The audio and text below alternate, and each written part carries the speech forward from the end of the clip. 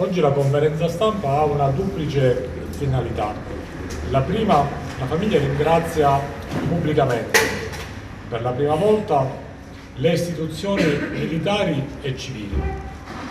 Ringraziamo il Comando Provinciale dei Carabinieri, ringraziamo la Questura di Agrigento, il Comando Provinciale dei Vigili del Fuoco e la Protezione Civile tutta per il loro intervento durante le ricerche. Ringraziamo anche le istituzioni civili, il signor Sindaco per la sua presenza anche fisica sui luoghi.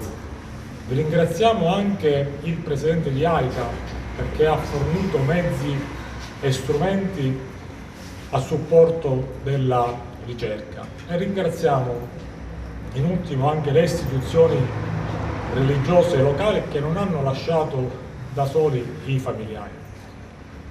L'altra finalità della conferenza stampa è quella di sollecitare una prosecuzione delle ricerche. Abbiamo appreso che il piano di ricerca si interromperà entro il 20° giorno dalla scomparsa.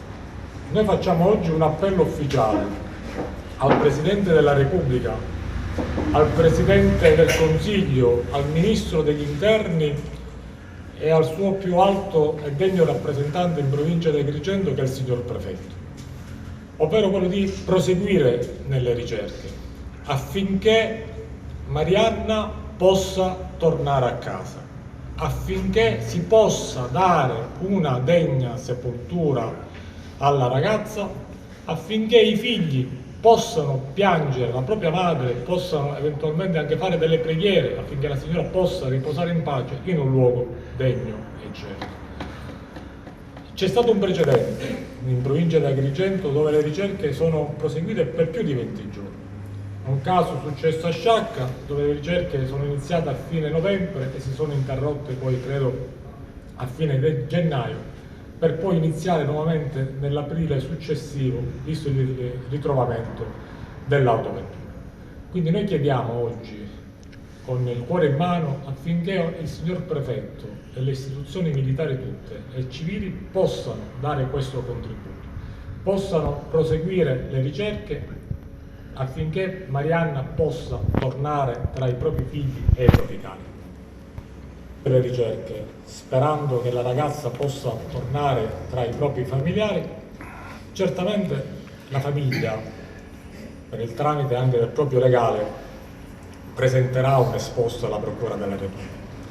Ringraziamo anche il procuratore capo per il suo intervento e per il suo arrivo sui luoghi, perché credo che sia fondamentale rinvenire i responsabili di tutto ciò, capire se effettivamente l'allerta gialla era un'allerta gialla, doveva essere un'allerta rossa, e quindi capire se ci sono eventuali responsabili all'interno della protezione civile regionale e capire poi soprattutto se negli anni il convogliatore sia stato manutenuto a regola d'arte.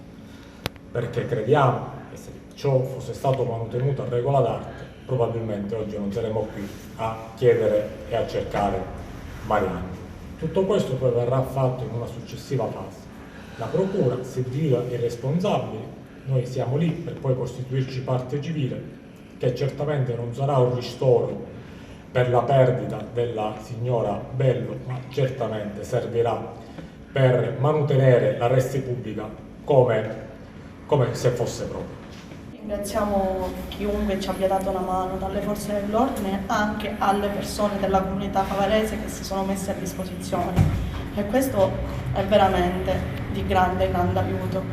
La cosa che chiediamo è che non si smetta, perché veramente a noi a casa manca, a me una sorella, ai miei genitori una mamma, una figlia e ai loro bimbi la mamma che continuamente chiedono e noi davanti loro ci sentiamo il nulla perché nemmeno noi sappiamo cosa dire a quei bambini.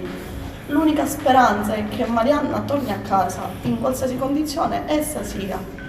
Così abbiamo anche noi un po' di pace e che la nostra vita, così messa in subbuglio, vada un pochino sulla retta via e ci porteremo con noi sto dolore.